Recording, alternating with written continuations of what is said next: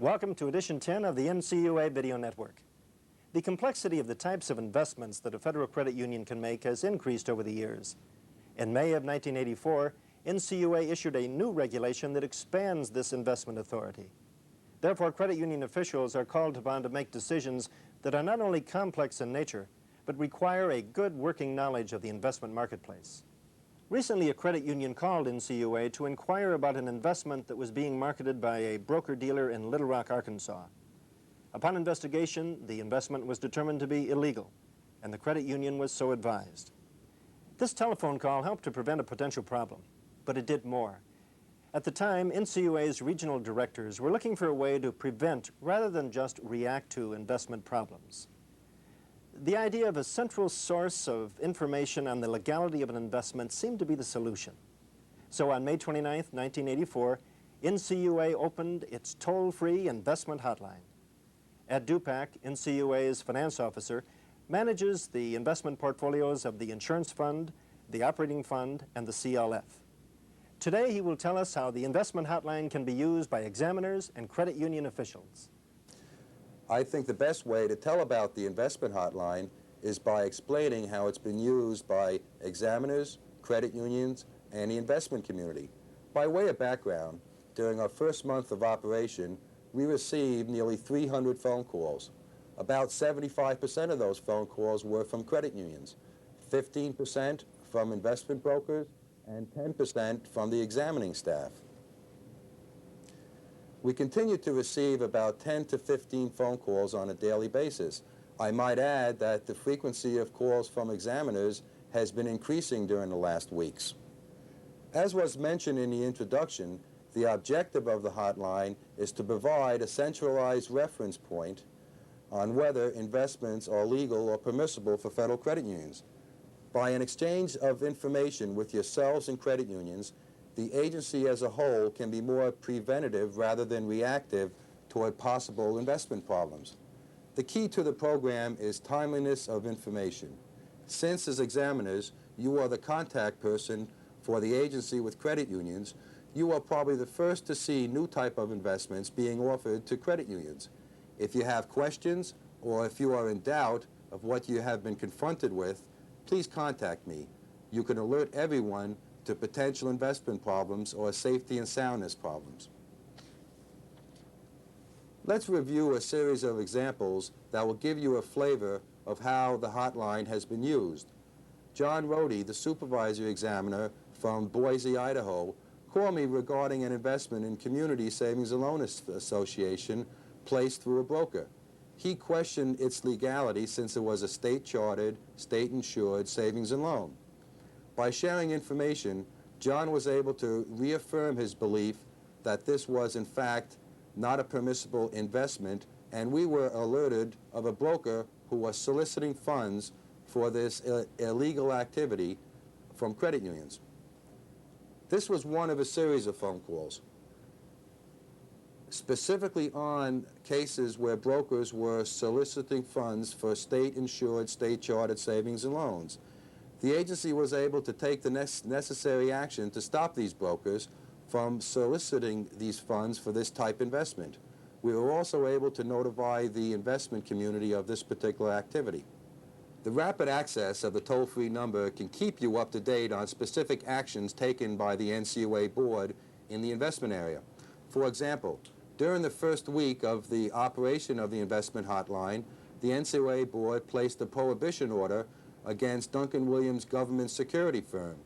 The prohibition order, which banned Duncan Williams from further dealings with federally insured credit unions, resulted from the broker selling financial guarantee bonds, which actually was a loan to a private corporation backed by private surety as insured certificates of deposits. The ban was lifted after the broker repurchased the illegal investments and agreed not to market such investments to federally insured credit unions in the future. This ban was only in effect for 11 days, during which there was much confusion among credit unions who had a business relationship with Duncan Williams. What was the reason for the ban? Could they still use the broker? Could they roll over maturing certificates of deposits? These are the type questions that were posed to you and posed to me over the telephone. By using the toll-free number, you as well as the credit unions could get the actual facts and current status of the case. Rapid, up-to-date information was available. Just last Wednesday, the NCUA Board took another prohibition order against First Empire Corporation operating out of New York. The specific action was the result of First Empire Funding Corporation marketing certificates of deposits in savings and loans that were not federally insured. They continued to do this practice after being notified by the agency. We expect a significant number of phone calls dealing with this particular case. If you get phone calls, if you have questions, these are the kind of things that you can utilize the toll-free number for. Another area that has prompted calls from examiners and credit unions is the permissibility of certain mutual funds. As you know, mutual funds and unit trust funds composed exclusively of the investment and deposits authorized for a direct purchase on the part of the credit union would be a permissible investment.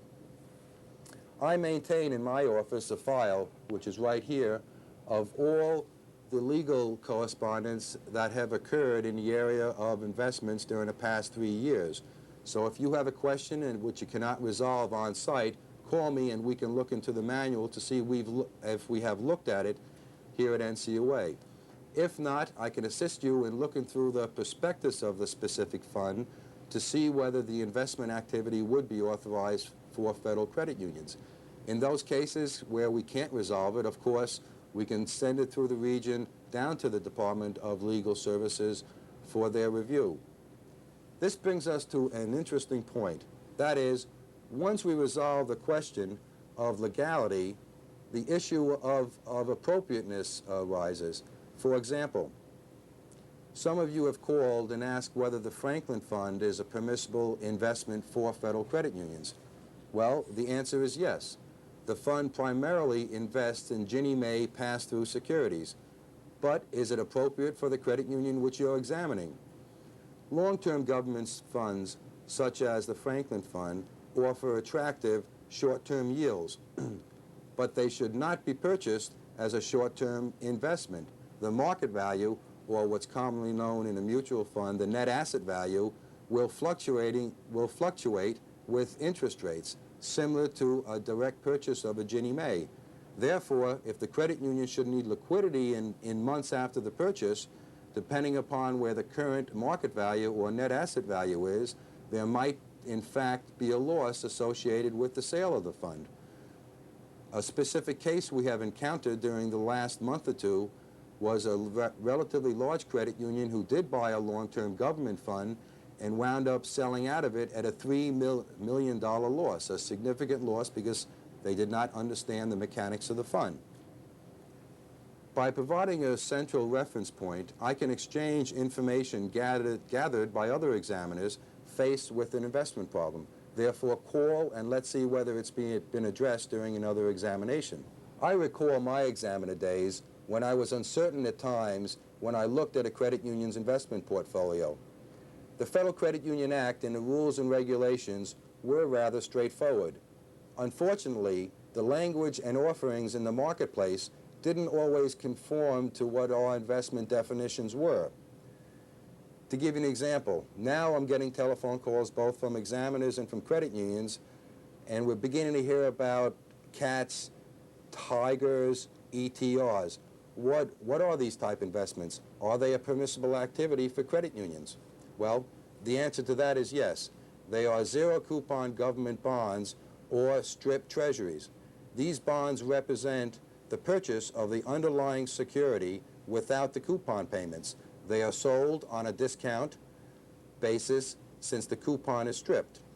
Although there is a relatively active secondary market for the zero-coupon bonds, the price will fluctuate more dramatically as the interest rates change, specifically because the coupon payments are stripped from the security. Let me also mention that we are getting a rather significant number of calls from the broker community, especially the larger firms. They are making an attempt to better understand what type of investments are permitted for federal credit unions. This could, in the long run, make our job somewhat easier. In addition, NCUA expanded the investment authority for federal credit unions in May to include such things as bankers' acceptances, Eurodollar deposits, and Yankee deposits. These new activities have been the basis for a number of phone calls. Glenn Bazemore, an examiner in Tennessee, contacted me and questioned the legality of a deposit in the Industrial Bank of Japan. I asked Glenn to research the specifics of the transaction, and we found that the investment was actually in the U.S. branch or subsidiary of the foreign bank. In checking further, we also found out that that branch was FDIC insured. Therefore, it was a Yankee deposit and a permissible investment for that credit union. By the use of the hotline, we can alert other regions and examiners of questionable investment options being presented to credit unions. Region 2 passed on 2 such cases. First, a credit union purchased single interest payment certificates from the IDS Certificate Corporation. These certificates actually constitute a loan to the corporation and therefore are not legal investments for credit unions. The region contacted IDS, which happened to be a national firm, and received assurances that the sales force on a national basis would no longer market these securities to federal credit unions. In addition, we distributed the information to all the regions so they could be aware of the current status of that particular case. A second case involved 2 phone calls which the region had received from credit unions in Pennsylvania.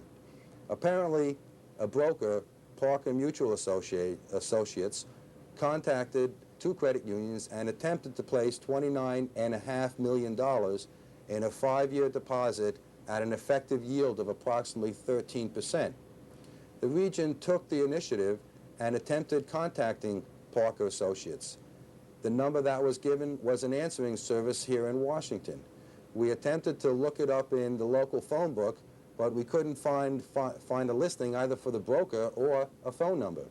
Therefore, we distributed the information to the other regions to see if this activity is being presented to other credit unions. Let me share with you an interesting phone call I received from a credit union in California that shows the caution necessary in placing credit union investments. The manager contacted a local bank to place a $100,000 deposit. Exercising care, he requested financial data over the telephone to determine that the bank, in fact, was creditworthy. Being satisfied with the information he received, he made the deposit and asked the bank to send him financial statements. Upon receipt of the financial statements, he noticed there were rather large discrepancies between the financial statement and the information that he received over the phone. Specifically, the equity level of the bank was approximately 30% less on the financials than over the phone. There was a net operating loss for 1983, and there was a retained earnings deficit of approximately $3.4 million. He immediately contacted the bank and requested his funds be returned. At first, the bank said no. Then the bank said, yes, we'll return your funds, but we have to charge you an early withdrawal penalty. The manager was not satisfied with that response. He contacted me, we talked about it for a while, and I recommended calling FDIC, see whether they could be of assistance to the credit union in getting their funds back. About a week to 10 days later, I got a return phone call, and in fact, the credit union was able to get their entire deposit back.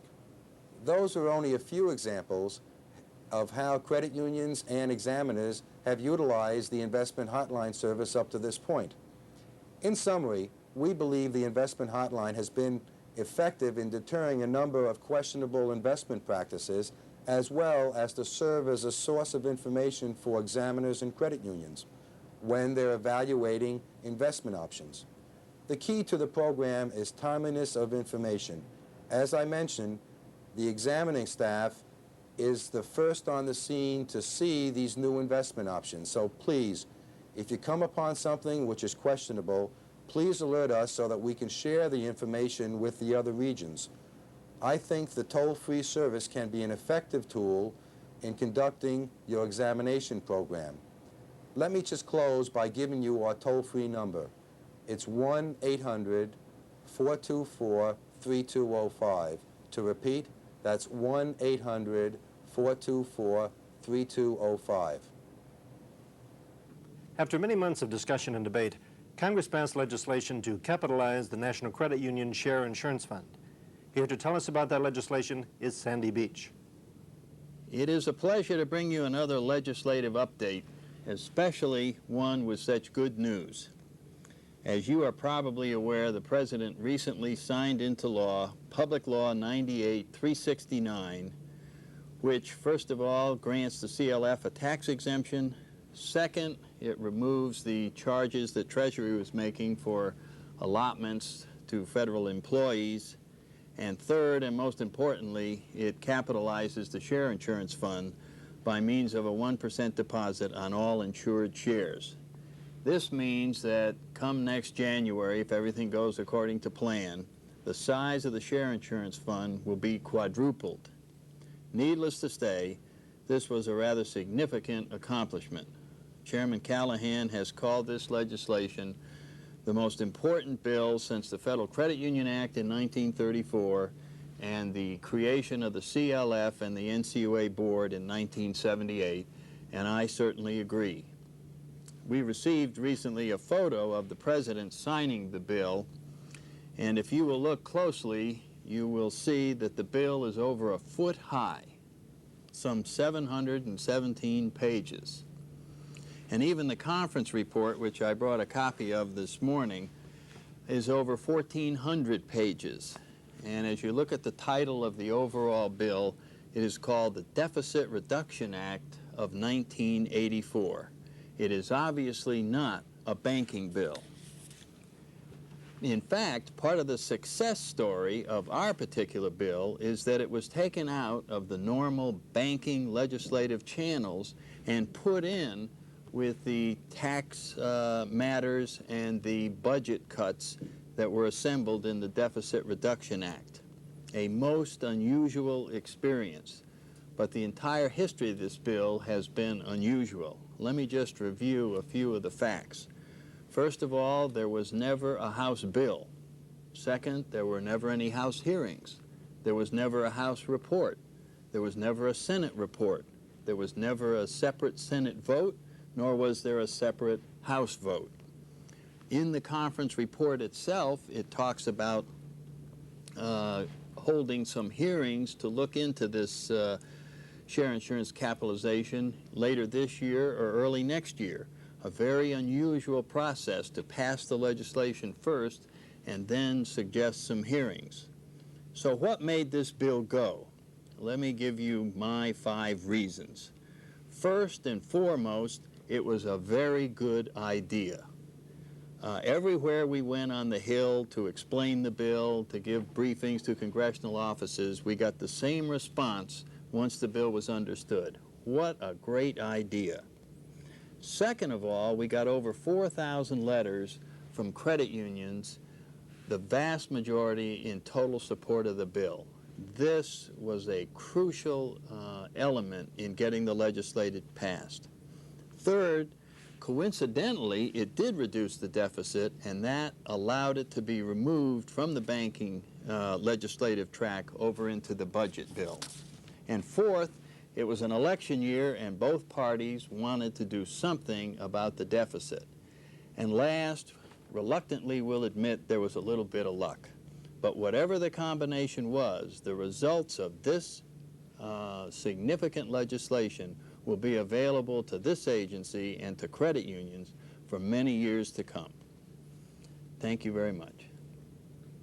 At the last board meeting held July 25th in Seattle, certain actions were taken of which we think you should be aware. Here is Bob Fenner, Director of the Department of Legal Services, to brief you on these actions. At its Seattle meeting, the board issued 2 proposed rules for public comment and adopted 3 final revised rules. The first and most important proposal is a request for comment on the procedures to implement the legislation increasing the capitalization of the share insurance fund. Insured credit unions and others are invited to comment on this proposal through September 7th. And we plan to be in a position to implement the legislation with the current insurance cycle, which would be this coming December and January. We believe that that will provide maximum benefits from the legislation for both credit unions and the fund. The second proposal concerns Part 721 of NCUA's regulations. As you're probably aware, that rule provides that when a federal credit union sells credit insurance to its members, the credit union can receive income of no more than 10% of the premium amount. The board has requested comment on whether that 10% limit should be eliminated from the regulations. This proposal has been issued with a 120-day comment period in order to provide the interested parties with plenty of time to focus on it after the more important issues of insurance capitalization have been resolved. Now, as I indicated, 3 final rules were also adopted at the July 25th meeting. First, the board voted to continue the 21% federal credit union loan rate ceiling for 18 months. In the absence of that action, the 21% ceiling would have expired this coming November. The 21% ceiling will now be in effect through January 25th, 1986, unless, of course, the board takes some further action between now and that time. Second, the board adopted a final comprehensive revision of the lending regulations. The focus of the new regulations is to clarify the lending authority of federal credit unions, to clarify NCUA's position on preemption of state laws, and to provide maximum flexibility to federal credit unions in areas such as variable rate lending, lines of credit, and mortgage lending. These new rules will take effect on September 1st of this year. The remaining final rule is a comprehensive revision of the fidelity bond requirements. This new rule represents both a clarification and a deregulation of the existing requirements. I think the 2 major changes in this rule are, one, a simplification of the schedules for minimum bond coverage requirements and maximum permissible deductibles, and 2, a change in the faithful performance requirement so that the rule conforms to the Federal Credit Union Act and requires faithful performance coverage of only the financial officer, with coverage of other employees being optional. There are important reasons for these changes that I won't go into now, but they are explained in full in the final rule document. This final rule as well takes effect on September 1st. So that's just a brief summary of the actions that the board took at the July 25th meeting.